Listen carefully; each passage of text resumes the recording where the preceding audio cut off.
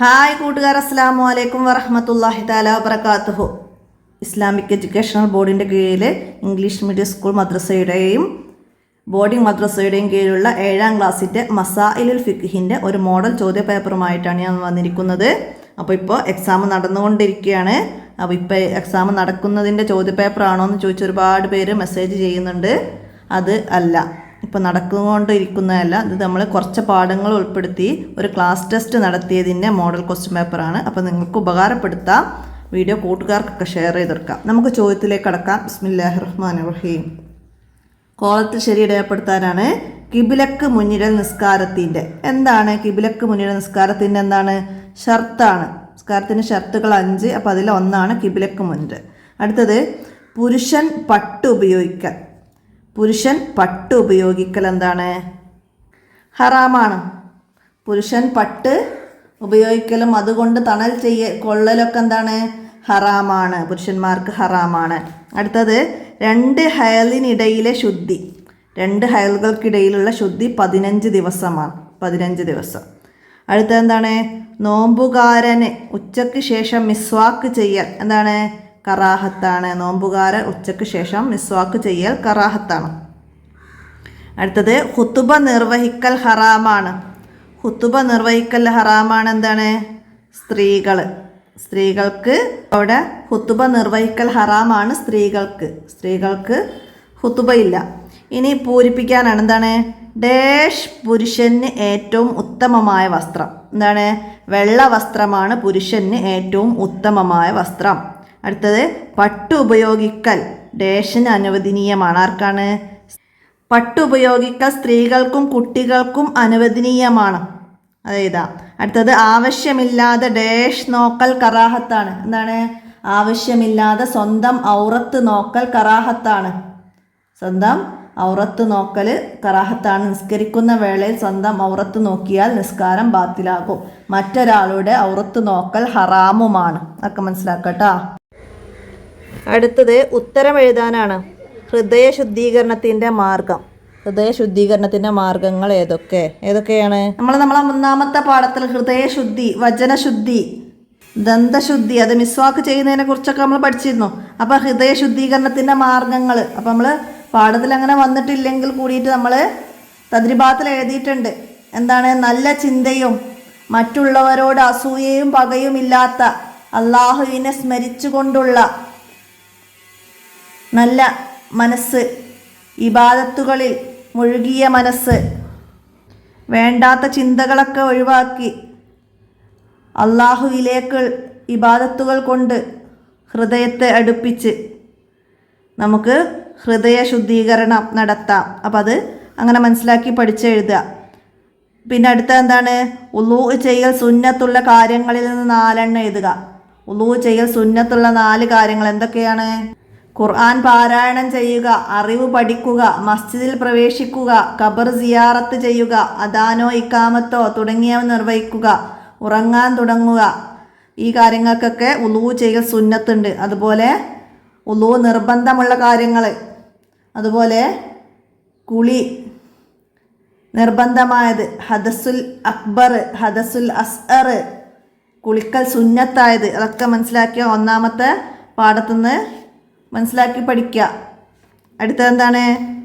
ഭക്ഷണത്തിൽ അഫുവുള്ള നജസുകൾ ഏതെല്ലാം? ഭക്ഷണത്തിൽ അഫുവുള്ളത് ഏതൊക്കെയാണ്? മാംസത്തിലെ ശേഷിക്കുന്ന രക്തം, പിന്നെ പഴത്തിലെ പുഴു, ചെറിയ മത്സ്യങ്ങളുടെ വയറ്റിലെ മാലിന്യം, ഇതൊക്കെ ഭക്ഷണത്തിൽ അഫുവുള്ളതാണ്. ഇനി നിഫാസ് എന്നാൽ എന്താണ് നിഫാസ്? പ്രസവം കഴിഞ്ഞ് ഗർഭാശയം പൂർണ്ണമായി ഒഴിഞ്ഞതിനു ശേഷം പുറപ്പെടുന്ന രക്തമാണ് നിഫാസ്. പ്രസവം കഴിഞ്ഞ് ഗർഭാശയം പൂർണ്ണമായി ഒഴിഞ്ഞതിനു ശേഷം പുറപ്പെടുന്ന രക്തമാണ് നിഫാസ്. അടുത്തത് സ്ത്രീകൾ പുറത്തു പോകുമ്പോൾ ചെയ്യേണ്ട കാര്യങ്ങൾ. സ്ത്രീകൾ പുറത്തു പോകുമ്പോൾ പൂർണ്ണ ഹിജാബിലാണ് പോകേണ്ടത്. അന്യ പുരുഷന്മാരെ ആകർഷിക്കുന്ന സുഗന്ധ സൗന്ദര്യവർദ്ധക വസ്തുക്കളോ ഉപയോഗിക്കാൻ പാടില്ല. യാത്ര പോകുമ്പോൾ മഹ്റമോ ഭർത്താവിൻ്റെ കൂടെയോ യാത്ര പോകുക.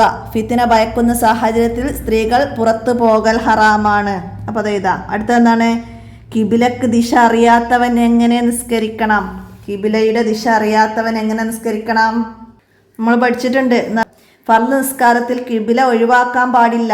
രോഗം കൊണ്ടോ കിബിലയുടെ ദിശ അറിയാത്തത് കൊണ്ടോ കിബിലക്ക് മുന്നിടാൻ കഴിയില്ലെങ്കിൽ ഏതെങ്കിലും ദിശയിലേക്ക് മുന്നിട്ട് നിസ്കരിക്കുകയും പിന്നീട് ആ നിസ്കാരം ഖളാ വീട്ടുകയും വേണം. അപ്പോൾ ദിശ അറിയാത്തവന് ഏതെങ്കിലും ദിശയിലേക്ക് കിബിലക്ക് മുന്നിട്ട് നിസ്കരിക്കുകയും പിന്നീട് ആ നിസ്കാരം ഖളാ വീട്ടുകയും വേണം.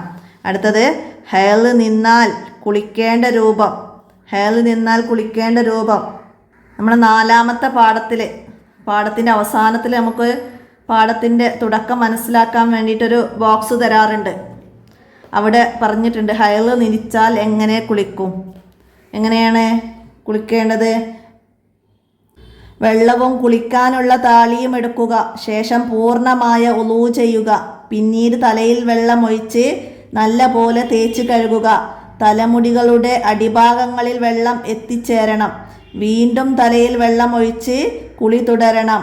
ശേഷം കസ്തൂരി പുരട്ടിയ തുണിയെടുത്ത് ശുദ്ധി വരുത്തുക. അപ്പോൾ ഞങ്ങൾ പാഠഭാഗത്തിലും അതിനെക്കുറിച്ച് കുറച്ച് ഭാഗങ്ങൾ പറഞ്ഞിട്ടുണ്ടെന്നാ. ശരീരത്തിലെ മാലിന്യങ്ങൾ നീക്കം ചെയ്യുക. കിബിലക്ക് മുന്നിടുക. കുളിയുടെ സുന്നത്തിനെ ഞാൻ വീട്ടുന്നു എന്ന് നിയ്യത്ത് ചെയ്ത് ബിസ്മി ചൊല്ലുക. പൂർണ്ണമായ ഉളൂ ചെയ്യുക. വലിയ അശുദ്ധിയെ നീക്കുന്നു എന്ന് നിയ്യത്ത് ചെയ്യുക. സുന്നത്തുകളെല്ലാം പാലിച്ച് കുളിക്കുക. കുളി കഴിയുന്നത് വരെ ഉളൂ മുറിയാതെ ശ്രദ്ധിക്കുക.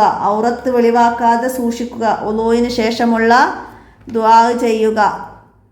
പിന്നെ കസ്തൂരി പോലുള്ള സുഗന്ധം സ്വകാര്യ ഭാഗത്ത് വെക്കുക. ഇപ്രകാരമാണ് കുളിക്കേണ്ടത് എന്ന് പറഞ്ഞിട്ട്. അപ്പോൾ അതൊക്കെ മനസ്സിലാക്കിയിട്ട് വേണം നമ്മൾ ഹൈള് നിലച്ചാലും നിഫാസ് നിലച്ചാലൊക്കെ കുളിയെക്കുറിച്ചിട്ട് എഴുതേണ്ടത്. അടുത്തെന്താണ്?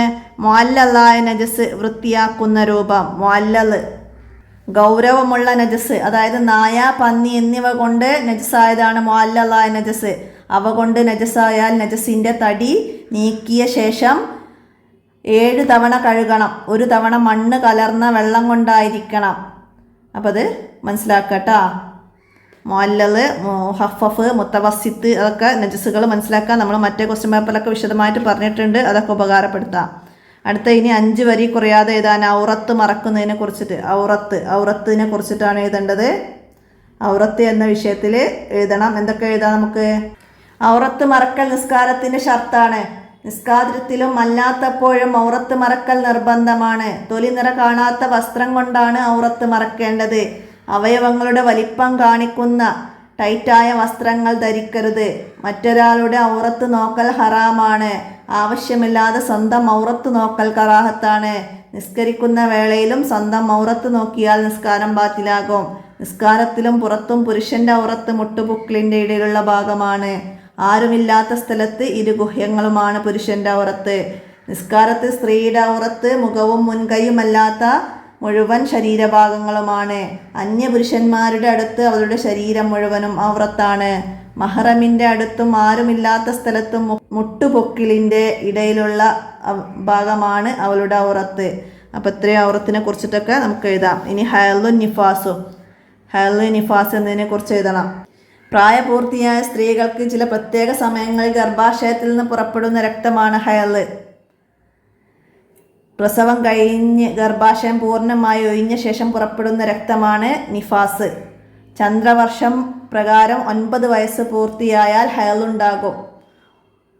അത് ഏറ്റവും ചുരുങ്ങിയത് 1 രാവും പകലും, സാധാരണ 6-7 ദിവസവും, കൂടിയാൽ 15 ദിവസവുമാണ്. 2 ഹൈളുകൾക്കിടയിൽ ചുരുങ്ങിയത് ശുദ്ധി 15 ദിവസവുമാണ്. അതിനു ശേഷം വരുന്ന രക്തവും മുമ്പ് വരുന്ന രക്തവും ഇസ്തിഹാലത്താണ്, രോഗരക്തമാണ്.